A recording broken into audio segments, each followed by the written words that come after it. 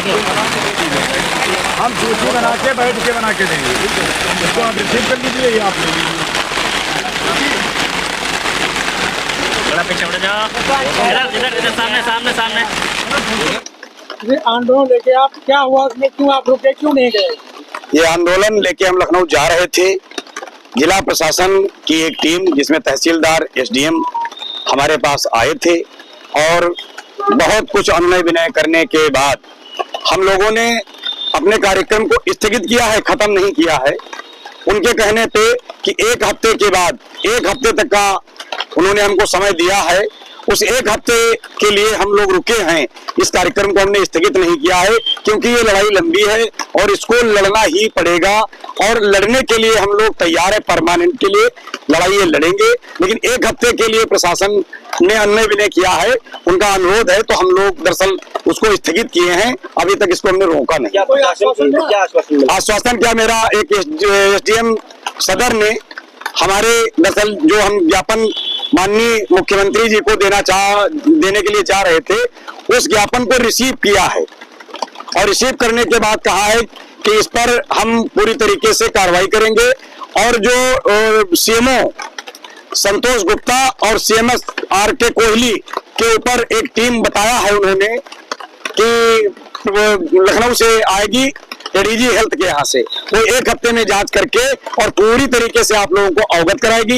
एक हफ्ते के समय के बाद अगर कुछ नहीं होता है तो अभी तो हम केवल 11 लोग जा रहे थे, 10 लोग जा रहे थे, लेकिन अब हम इसकी संख्या और विस्तार करेंगे और इसको बढ़ाएंगे।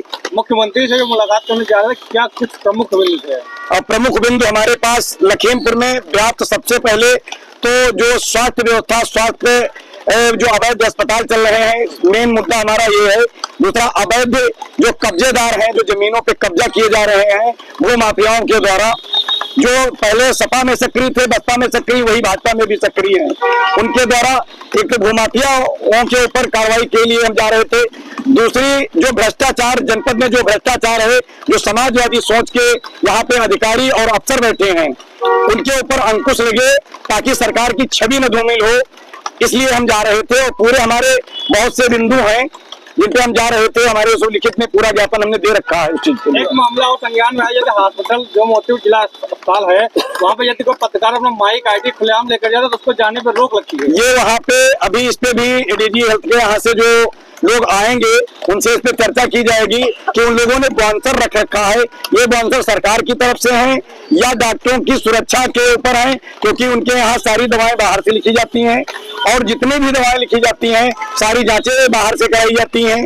तो इसके ऊपर देखते हैं कि एडीजी हेल्थ के यहाँ से जो भी जांच टीम आती है हमसे संपर्क करती है तो उसमें हम लोग क्या कर सकते हैं, देखते हैं, उसमें बताते हैं। आपके 4 पत्रकार साथियों पर मुकदमा अभी पंजीकृत किया गया था, उस विषय में कुछ बात हुई है? उस पे भी बात हुई है और उस पे बताया गया है जो अभी तत्कालीन एडिशनल एसपी साहब आए हैं उनके द्वारा उनको जांच सौंपी गई है।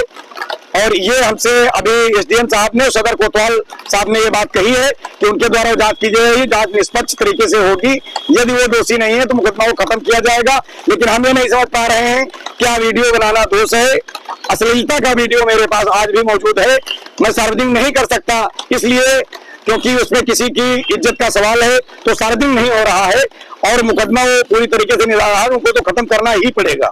नहीं, जैसा कि आप लोगों ने इससे पहले कहा था कि वीडियो फुटेज निकाली जाएगी, क्या उस फुटेज के बारे में आपको कुछ जानकारी मिली? उन लोगों ने ये बताया कि हमारे सारे पत्रकार बंधु कि दारू के नशे में मतलब मस्त थे। उन्होंने बताया कि दारू के नशे में धुत थे। हम इतना जिला प्रशासन से कहना चाहेंगे, क्या किसी का बीपी नाप करके आप उसको दारू वाला घोषित कर सकते हो? हमारे किसी भी पत्रकार बंधु की ना कोई ब्लड सैंपल लिया गया, ना ही कोई जांच कराई गई, तो आप कैसे कह सकते हो कि ये लोग दारू के नशे में धुत थे? मुकदमा तो आपको खत्म करना ही पड़ेगा। और मेरा निवेदन प्रशासन से है कि फुटेज निकलवाई जाए उस दिन की, कि देखें पूरा कृत्य है क्या। हमें तो नहीं लगता कि वहाँ की फुटेज मिलेंगी, क्योंकि वो उनके हाथ में फुटेज तो डिलीट कर चुके हैं। पत्रकारों को दवा भी नहीं दी जाएगी? दवा मिलेगी, दवा कोई अस्पताल किसी के बपौती नहीं है। कहा गया? वो कहा गया है अगर साक्ष्य हो तो हम चल के देखेंगे, और नहीं होता है तो बस है, फिर वही बात है कि जब कोई किसी की ना माने तो बात मान ले डंडे से, फिर तो डंडा चलेगा ही।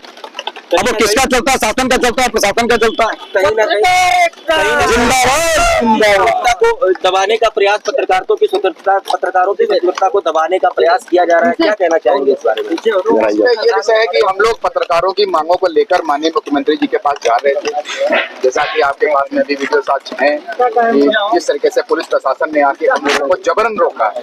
मतलब जो हम लोगों का ये प्रोग्राम इस स्थिति पर पहुंचा है कि स्थगन किया गया है कुछ समय के लिए, इसे जबरन उन्होंने रोका है।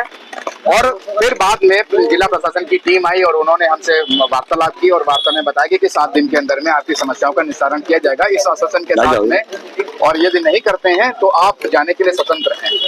तो अगर आपके 7 दिनों में कुछ जो है आश्वासन आपको जो मिला है, 7 दिन में अगर कोई कार्रवाई नहीं होती है तो क्या कार्रवाई रहेगी, आप क्या करेंगे? तो जो यही बात रही थी हमारी मुख्यमंत्री जी के पास में सारे बिंदु रखने थे, और वही मुख्यमंत्री जी के पास में हम लोग सर्वप्रथम उनके पास जाकर मुलाकात करके उनको बिंदु रखते हैं। कहीं ना कहीं ऐसा नहीं लग रहा है आप लोगों को कि पत्रकारिता का हनन किया जा रहा है, स्वतंत्रता पर लगाम लगाई जा रही है? आप लोग क्योंकि खुद ही पत्रकार है तो समझ सकते हैं कि पत्रकारिता का किस तरीके से हनन किया जा रहा है, क्या कहेंगे? पत्रकारों का हनन ही तो है, क्योंकि अगर वो लोग, हम लोग शांतिपूर्वक जा रहे थे, हमारा संविधान भी हम लोगों को ये अनुमति देता है कि हम लोग अपनी बातें कहें और जा सकते हैं। अब उन्होंने हम लोगों को ये बताया कि ये लीगल प्रोसेस नहीं है। हम लोगों ने जबकि यहाँ पर पहले ही ज्ञापन दिया था, उन्होंने बताया कि आप लीगलिटीज में नहीं है और कुछ लीगल दायरे में आपको, तो हम लोग कानून का सम्मान सदैव करते हैं और कानून के अनुपालन में ही अपने कदम उठाते हैं।